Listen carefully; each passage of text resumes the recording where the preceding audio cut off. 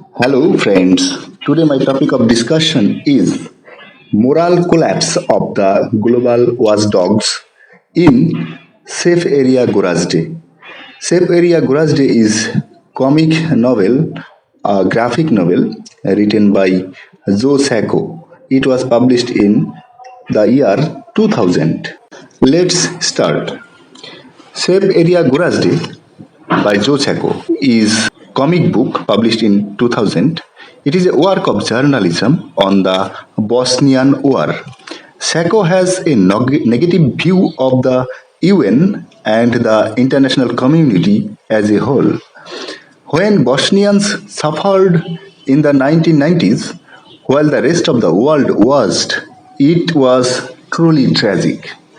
The scene in the panel where Sacco was sitting with silly girls while seated in a living room, really got to me. They questioned him on whether Americans were aware of what was happening. Naturally, most individuals most likely didn't. Sacco may be arguing that the international community only steps in when it is already too late, as seen by the Syrian refugee issue. The group traveled in Sarajevo to express their report for the Muslim populace. The UN's declaration of Goražde as a safe area in April 1993 as its assurance that the territory would be protected really paints a picture of seas. It paints a picture of seas. The term safe region was frequently only classification. Peacekeepers from the UN Proton Force. The abbreviation is UN Proforce. These peacekeepers were helpless.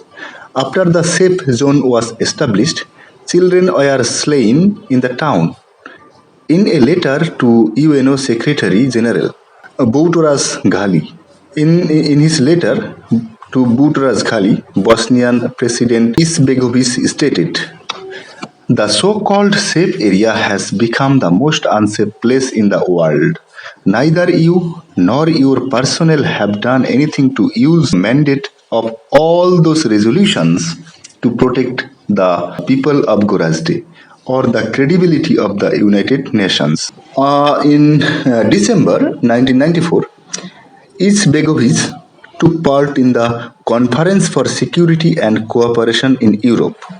The abbreviation is CSCE. This meeting was held in Budapest.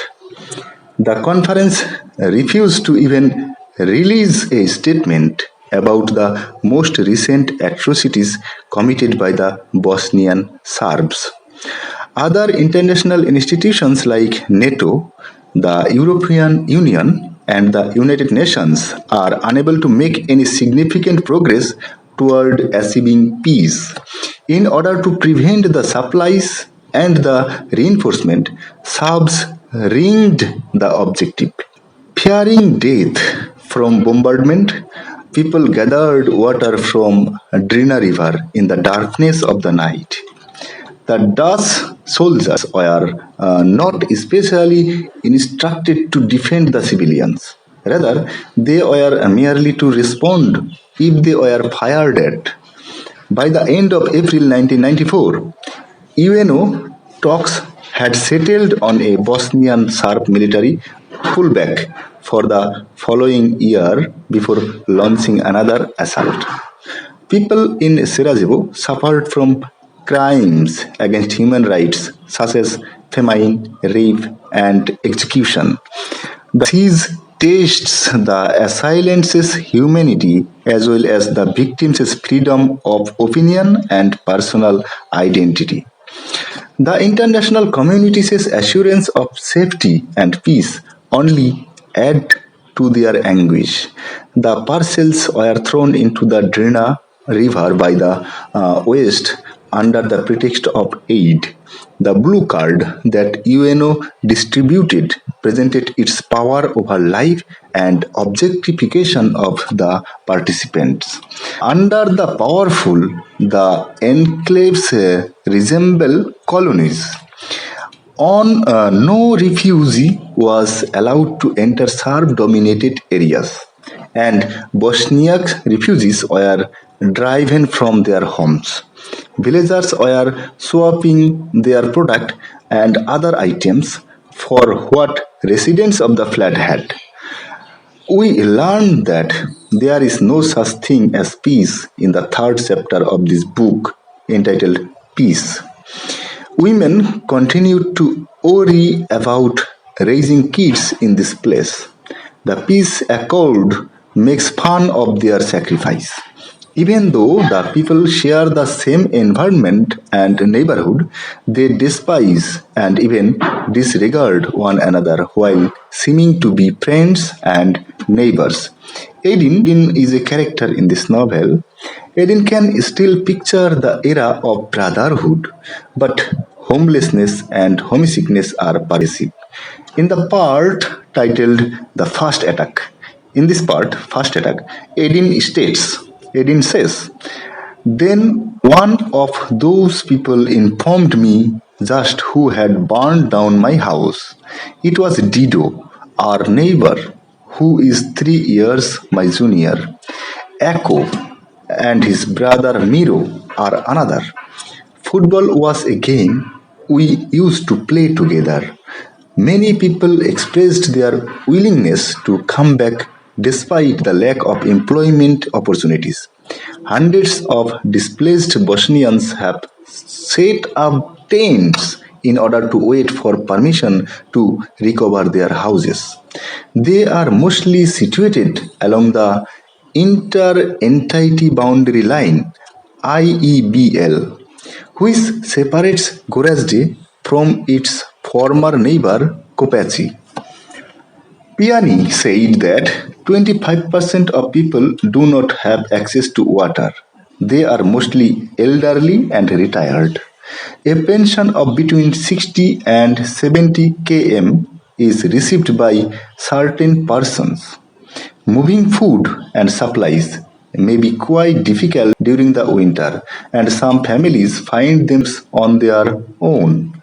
The Goražde hospital, as well as the building road bridges, were restarted by the Italian CIMIC unit, but they are still in need of funding.